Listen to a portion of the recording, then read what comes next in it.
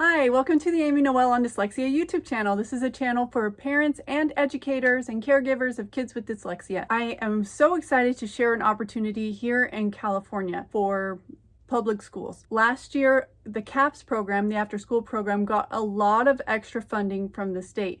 And they were asking parents for suggestions of how they can promote academic achievement and other things.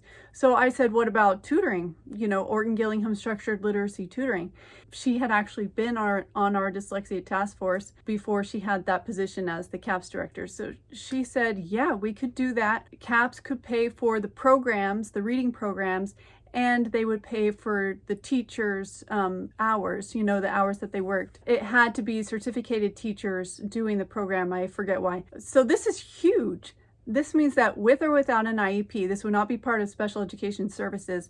Students could be getting one-to-one structured literacy tutoring. I know this is exactly what my kids needed. For years, I read to my kids very faithfully every day, tons of emphasis on reading. They also had special education services at school, but nothing helped them really improve their reading and get up to grade level like the structured literacy Orton-Gillingham tutoring. As a matter of fact, after 2 years of tutoring for 2 to 3 hours a week, two of my sons with IEPs tested at grade level in reading. One of them tested out of special education services, and the one who didn't got 7th grade student of the year in English language arts and an A in that class. I mean, this is huge for him. He was actually put in special day class during 3rd, 4th, and 5th grade because he was so far behind in reading.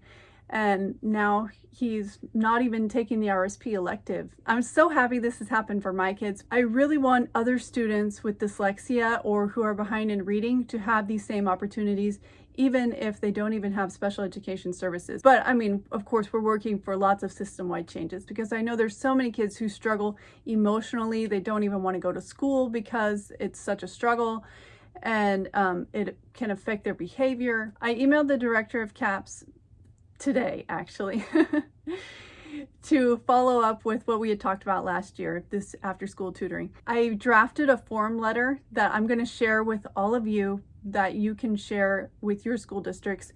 And I told her I don't want to be pretentious. I just know how busy you are, so you can change this however you want. It's just something to work off of. Who would really be interested in knowing that this is available?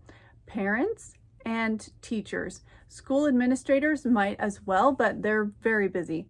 I think it's going to be RSP and general education teachers who are concerned about certain students that would really want to jump on this. So I'm not quite sure how this information is going to get out to the parents, but I think that there could be some kind of a flyer or a bulletin sent out through the parent communicator app just to let them know to talk to their school site if they're interested in getting tutoring for their student. And so I'm gonna write another form letter for that or something, some kind of a bulletin for that. I don't think I'll read the whole letter here. I'll just read a few highlights. One-to-one structured literacy Orton-Gillingham SL/OG tutoring is available during CAPS.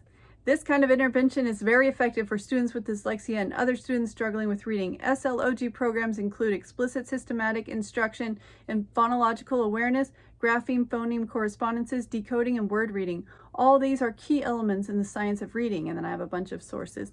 SLOG programs are also effective for English language learners. How to get SLOG tutoring at your school site.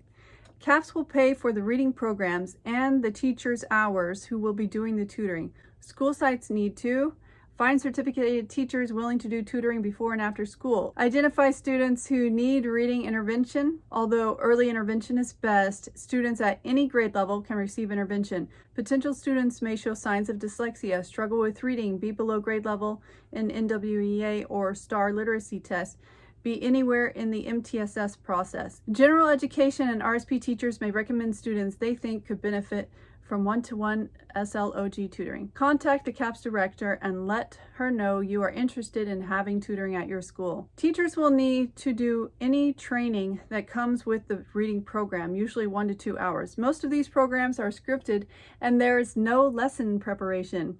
To be done with fidelity, the student needs to be tutored at least 2 hours a week. Supplemental activities can be used to reinforce concepts in the reading program during tutoring.